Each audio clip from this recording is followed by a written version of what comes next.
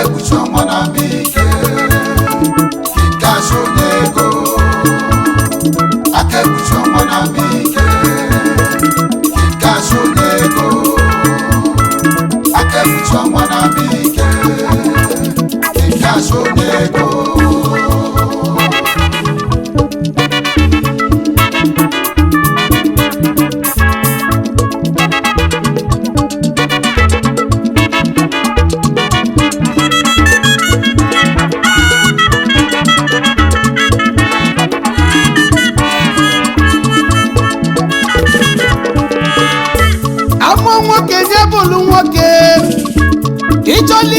Iliawo malabuba agboko liawo eza Icholi moyi metezi bo mmadụ n'ezi oyi amaka mmanụ n'ụwa Bọlụnụ moyi ji aka m wee metela onwe m aka ekpuchi ọnwa nwere onye nwere ike ikpuchi ọnwa n'elu ụwa Mamulu n'Umudure wuru n'Amike Autonomous Community mana Lagos ka mulodogwu Ogusia Primary and Secondary School na Lagos weje n'Imo State University wegwa Industrial Chemistry we graduate here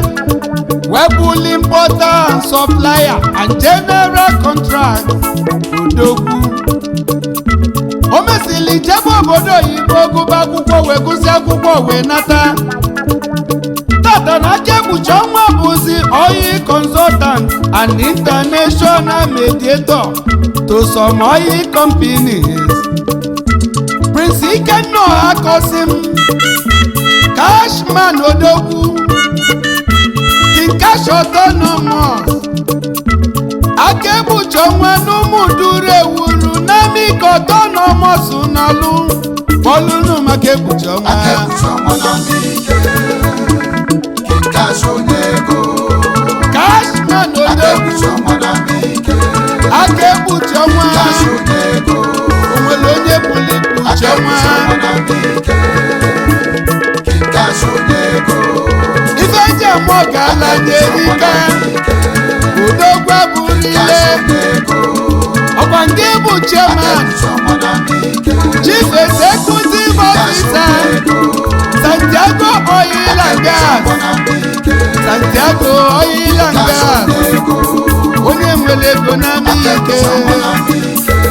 ezi nwa Printona Tuso Akosim Chidozie ezi nna m ụla kekpuchi ezi nne gị nọfuo Mrs. Bibiano Akosim nne m ụlọ akekpuchi ọnwa ezi oyi m oyi nji aka m wee metela onwe m King Cash liquid money obere mma Chukwu gọziri CEO isi wee industrial limited onye ego isi wee luxury homes limited akekpuchi ọnwa Sonia Lobby Associates Limited Odogwu Santiago Communications Limited onye nwere ego ezi mmasị Umudure n'Amike Autonomous Community n'Ọlụ n'Imo State akekpuchi ọnwa nwere onye ga-ekpuchi ọnwa ife onye na-eme ka ebe ji akwanye King Cash n'aka ga-ekpuchi ọnwa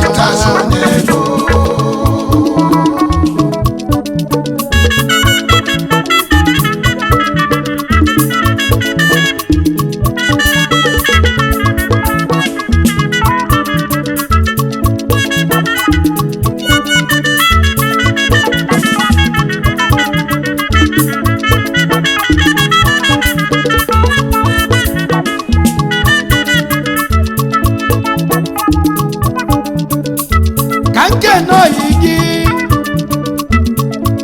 ezoghị amaka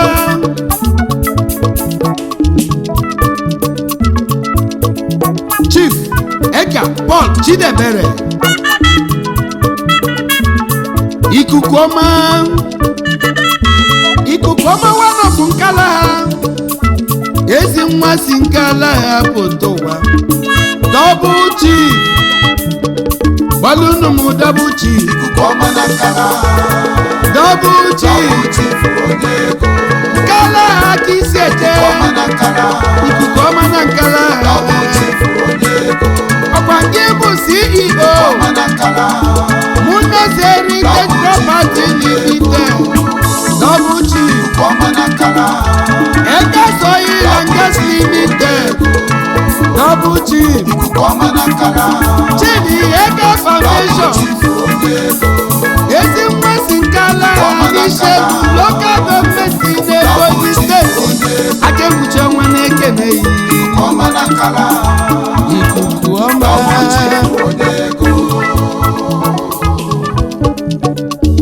aka ekpuchi ọnwa onwere onye pụrụ ikpuchi ọnwa n'ụwa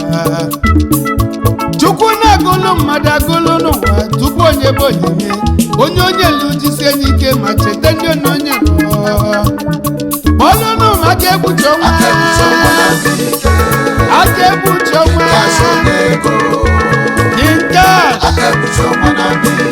in cash autonomous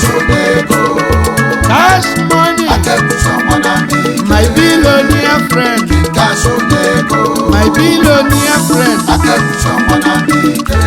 aka ga-ekpuchi odogwu abụrụ ọga ine